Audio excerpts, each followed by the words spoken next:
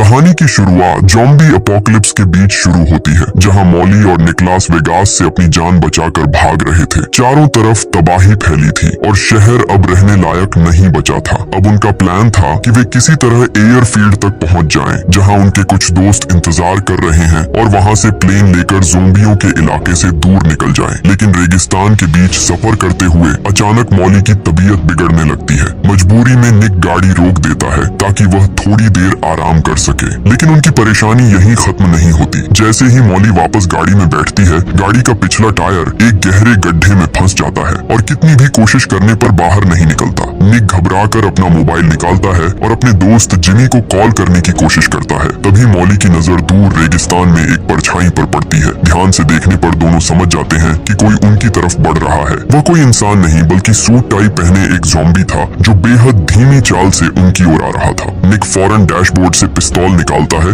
और ज़ॉम्बी की ओर फायर करता है, लेकिन उसका निशाना बहुत सटीक नहीं होता। कई गोलियां चलाने के बाद वह ज़ॉम्बी के सीने में गोली मारकर उसे गिरा में कामयाब हो जाता है। लेकिन डर अभी यही खत्म नहीं होता, क्योंकि कुछ ही पल में वह ज़ॉम्बी फिर उठ खड़ा होता है और उनकी तरफ बढ़ने लगता है। अब दोनों के पास कोई और रास्ता नहीं बचता। वे जल्दी से गाड़ी में वापस बैठकर उसे स्टार्ट करने की कोशिश करते हैं, लेकिन टायर अब भी गड्ढे में फंसा था, जिस वजह से गाड़ी आगे नहीं बढ़ पा रही थी। मजबूरी में वे खुद को गाड़ी के अंदर लॉक कर लेते हैं और सारी खिड़कियां बंद कर देते हैं। बाहर ज़ॉम्बी पूरी ताकत से शीशे तोड़ने की कोशिश करता है, लेकिन वह नाकाम रहता है। कई घंटे बीत जाते हैं और रात हो जाती है, लेकिन ज़ॉम्बी अब भी वहीं खड़ा रहता है, लगातार शीशे पर वार करता हुआ। हालात और भी खराब तब हो जाते हैं जब निक को एहसास होता है कि जल्दबाजी में वह अपना मोबाइल गाड़ी के बाहर गिरा आया है। अब उनके पास किसी से मदद मांगने का कोई तरीका नहीं बचता। तनाव के चलते दोनों के बीच बहस हो जाती है, लेकिन थोड़ी देर बाद वे दोनों शांत हो जाते हैं। अचानक उन्हें महसूस होता है कि बाहर सब शांत हो गया है। ज़ॉम्बी कहीं दिखाई नहीं देता। यह सोचकर कि शायद खतरा टल गया है, मॉली पीछे की सीट से टॉर्च निकालती है और निक के साथ मोबाइल ढूंढने बाहर निकलती है। मॉली को मोबाइल गाड़ी के पास जमीन पर मिल जाता है और वह खुशी खुशी निक को बताने के लिए पलटती है,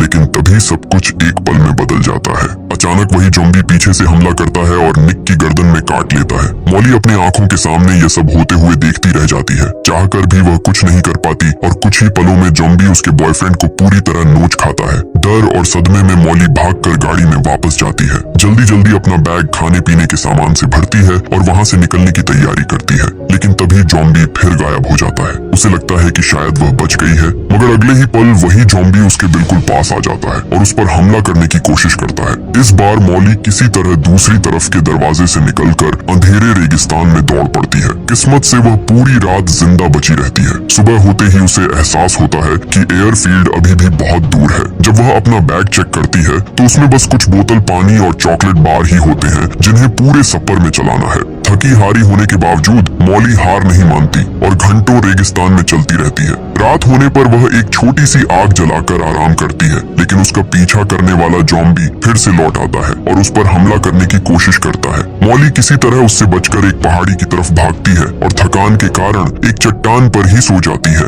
अगली सुबह वह सुरक्षित जागती है, लेकिन उसके पास ही वही ज़ॉम्बी खड़ा होता है जो चट्टान पर चढ़ नहीं पाता। यह समझते हुए कि ज़ॉम्बी उसकी गंध से आकर्षित होता है, मॉली अपनी जेब से एक चीज निकालकर दूर फेंक देती है। ज़ॉम्बी उस तरफ चला जाता है और मॉली नीचे उतरने की कोशिश करती है, लेकिन वह फिसलकर जमीन पर गिर जाती है। आवाज सुनते ही ज़ॉम्बी फिर उसकी तरफ मुड़ जाता है। मजबूर होकर मॉली आग के पास रखे अपने बैग की तरफ दौड़ती है। ज़ॉम्बी फिर उसका पीछा करता है, लेकिन मॉली समझ जाती है कि वह बहुत धीमा है। डर के बीच वह उसका मजाक उड़ाने भी लगती है और सफर जारी रखती है। कई घंटों बाद वह ज़ॉम्बी को पीछे छोड़ देती है, लेकिन अब उसके पास पानी लगभग खत्म हो चुका था और गर्मी से उसकी हालत बिगड़ने लगती है। तभी रेगिस्तान के बीच उसे एक खाली पड़ा हुआ घर दिखाई देता है। वह अंदर जाती है, लेकिन वहाँ न तो खाना मिलता है और न ही पानी। एक कमरे में पड़ा पुराना गद्दा देखकर वह थोड़ी देर आराम करने का फैसला करती है, लेकिन अचानक उसे किसी की कदमों की आवाज सुनाई देती है। उसका डर सच हो जाता है। वही ज़ॉम्बी जो उसका पीछा कर रहा था वह घर में घुस आता है।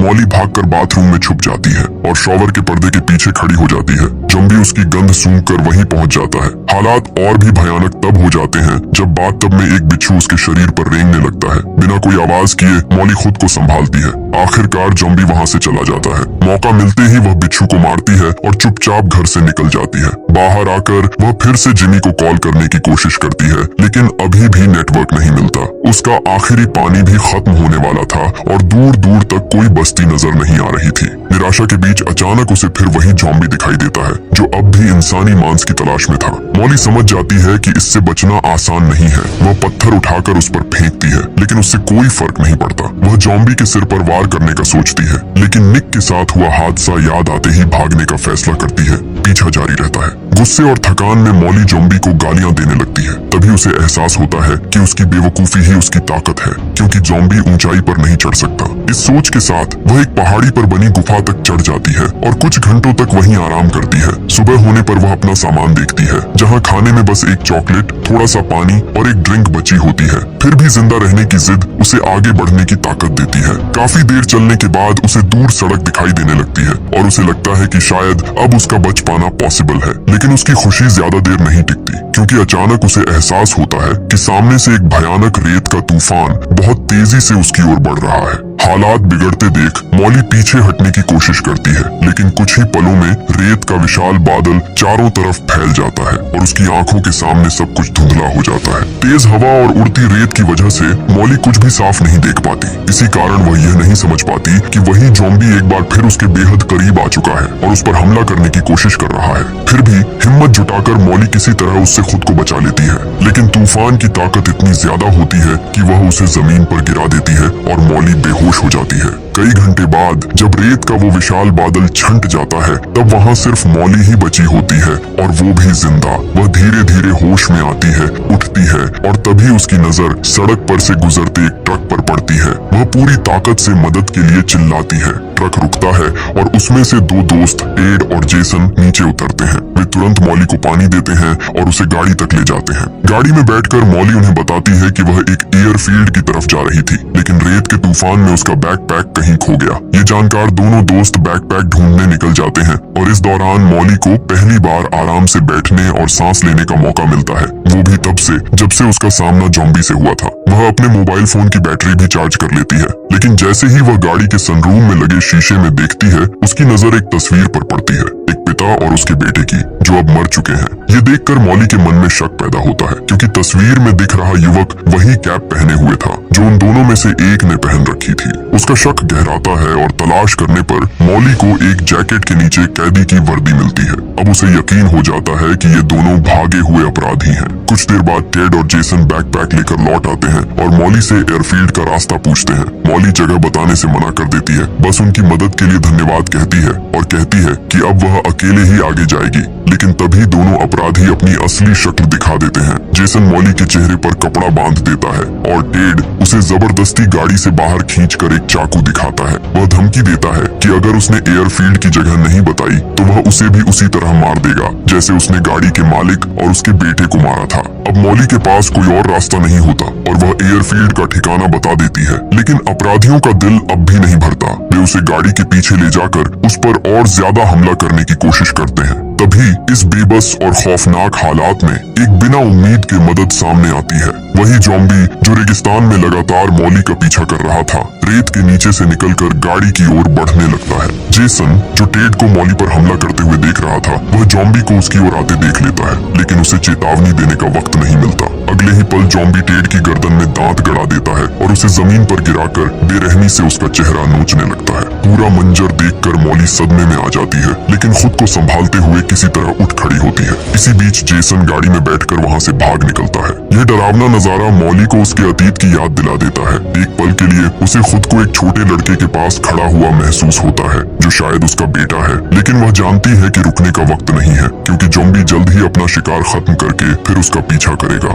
किस्मत से भागते समय अपराधी के शरीर से एक डिब्बा गिर जाता है, जिसमें कुछ और पानी की बोतलें और एक लाइफ राफ्ट होती है। मॉली जल्दी से राफ्ट में हवा भरती है, पानी की बोतलें उसमें रखती है और सड़क की ओर बढ़ने लगती है। ज्यादा देर नहीं लगती और ज़ॉम्बी फिर से उसके पीछे आ जाता है। रास्ते में मॉली को कई पुराने टायर दिखाई देते हैं और उसके दिमाग में एक तरकीब आती है। वह ज़ॉम्बी के गले में टायर बांधकर उसे राफ्ट से जोड़ देती है ताकि वह चलते चलते उसका सामान भी खींचता रहे। यह योजना काम कर जाती है और दोनों रेगिस्तान के बीच आगे बढ़ते रहते हैं। इस सफर के दौरान मॉली अपने दिल की भड़ास निकालती है, जो कुछ उसके साथ हुआ और उसका अतीत भी। वह बताती है कि सालों पहले उसने एक बेटे को जन्म दिया था जिसका नाम चेस था, लेकिन अपनी आजाद जिंदगी की वजह से उसने उसे अपनी बड़ी बहन एली के पास छोड़ दिया, क्योंकि वह जानती थी कि वह एक अच्छी माँ नहीं बन पाएगी। बातों बातों में वे एक बड़ी चट्टान के पास पहुंचते हैं। मॉली जॉम्बी को बांधने वाली रस्सी उस चट्टान से बांध देती है और उसे वहीं छोड़ने का फैसला करती है,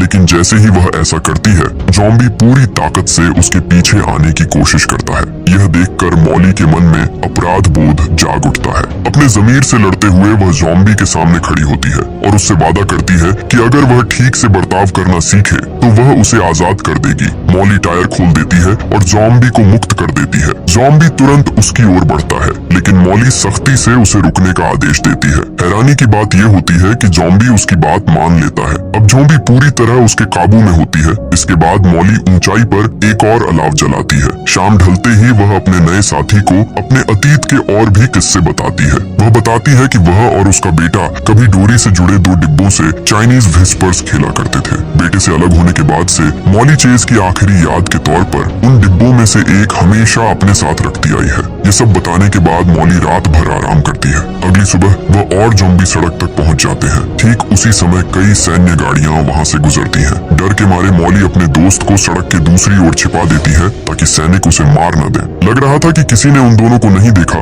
लेकिन तभी एक सैन्य वाहन बीच सड़क में रुक जाता है और आसपास की जांच शुरू कर देता है। मॉली जॉम्बी को चुप रहने का इशारा करती है और खुद सैनिकों से बात करने चली जाती है। वह कहती है कि वह एयरफील्ड पर अपने पति से मिलने जा रही है। यह बात सैनिकों को शक में डालती है, लेकिन फिर भी वे उसे आगे जाने देते हैं। तभी जॉम्बी मॉली की बात नहीं मानता और सैनिकों के सामने आ जाता है। सैनिक तुरंत उसकी ओर बंदूकें तान लेते हैं। मॉली फौरन उसके सामने खड़ी हो जाती है और सैनिकों से विनती करती है कि वे गोली न चलाएं। यह अजीब सा नजारा देखकर सैनिकों को यकीन हो जाता है कि जॉम्बी ही उसका पति है। फिर मॉली रास्ता साफ करने की बात करती है ताकि वे दोनों आगे बढ़ सकें, लेकिन तभी उनमें से एक जॉम्बी के पैर में गोली मार देता है। यह देखकर मॉली को इस बेरहमी से घिन आती है। वह जॉम्बी की मदद करने की कोशिश करती है, लेकिन गलती से वह जॉम्बी उसकी उंगली काट लेता है। मॉली तुरंत समझ जाती है कि इसका क्या मतलब है। वह भी जल्दी ही जॉम्बी बन जाएगी। वह भागकर अपना बैग खोलती है और जख्म पर दवा डालकर उसे डिसइंफेक्ट करने की कोशिश करती है, मगर जल्द ही उसे एहसास होता है कि इन्फेक्शन उसकी उंगली में फैल रहा है और वह भी जल्द ही जॉम्बी बन जाएगी। हताशा में मॉली अपना हाथ जमीन पर रखती है और पास पड़े एक पत्थर से संक्रमित उंगली पर जोर जोर से मारने लगती है, जब तक कि वह उंगली अलग नहीं हो जाती। दर्द और पीड़ा के बावजूद वह खुद को जॉम्बी बनने से बचा लेती है। फिर वह अपने बैग से टेप निकालकर हाथ पर पट्टी बांध लेती है। इसके बाद वह वापस सड़क पर लौटती है। वह जॉम्बी से नाराज भी थी जिसने उसे काटा, लेकिन फिर भी उसे जमीन पर घायल पड़ा देखकर उसे अफसोस होता है, क्योंकि गोली लगने के कारण वह चल भी नहीं सकता। अब मजबूरन मॉली उसे एक डिंगी पर लिटाकर सड़क पर घसीटते हुए आगे बढ़ती है।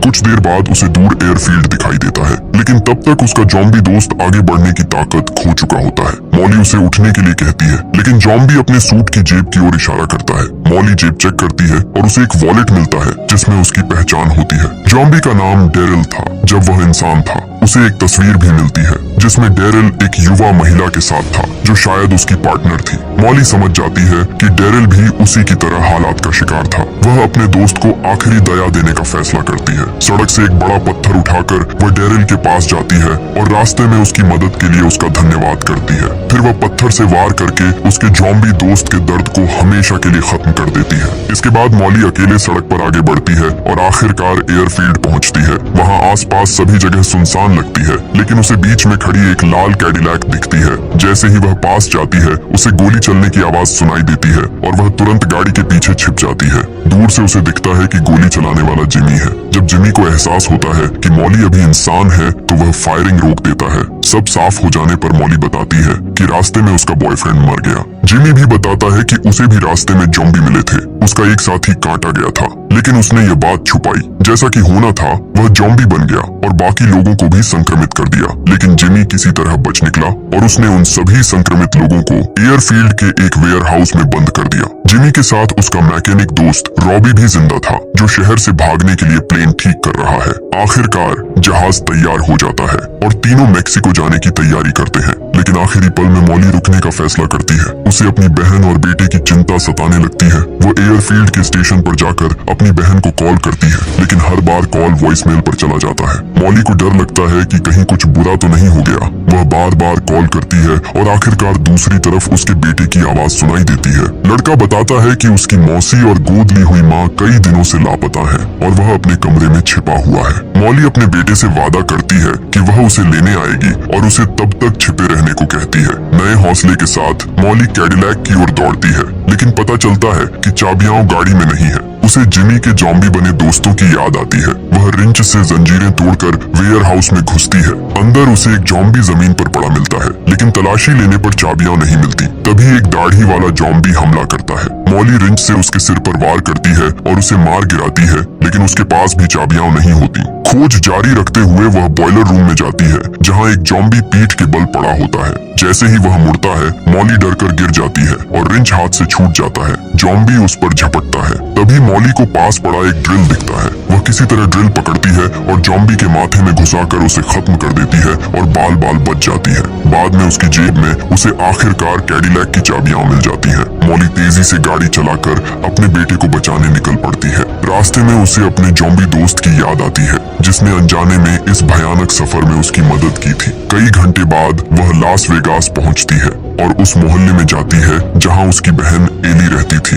घर खाली लगता है। वह फावड़ा उठाकर अंदर जाती है। किचन में उसे एली के पति की लाश मिलती है। फिर आगे बढ़ने पर उसे कांच के दरवाजे पर खून से लिखा संदेश दिखता है, जिसमें लिखा होता है कि एली को काट लिया गया था और उसने सब खत्म करने का फैसला किया। दूसरी तरफ एली का जला हुआ शरीर होता है ताकि वह जॉम्बी न बने और चेज को नुकसान न पहुंचा सके। टूटे दिल के साथ मॉली अपने बेटे को ढूंढती है, लेकिन कमरे में वह नहीं मिलता। वह रोने लगती है। तभी उसे चीनी विस्पर्स का कैन दिखता है, जिसे चेज बचपन से संभाल कर रखता था। अचानक उसे कदमों की आहट सुनाई देती है। फावड़ा पकड़े वह बाहर आती है, लेकिन सामने जॉम्बी नहीं बल्कि चेज का खिलौना टेंट होता है, जिसके अंदर उसका बेटा छिपा होता है। मॉली राहत की सांस लेती है, अपने बेटे को गले लगाती है और वादा करती है कि अब उसे कभी अकेला नहीं छोड़ेगी। दोनों शहर से भागने की तैयारी करते हैं, लेकिन सीढ़ियों से उतरते ही जॉम्बियों का झुंड दरवाजा तोड़ने की कोशिश करता है। मॉली अपने बेटे को पीछे रहने को कहती है और खुद आगे खड़ी हो जाती है। जैसे ही जॉम्बी अंदर घुसते हैं, मॉली फावड़े से हमला कर देती है।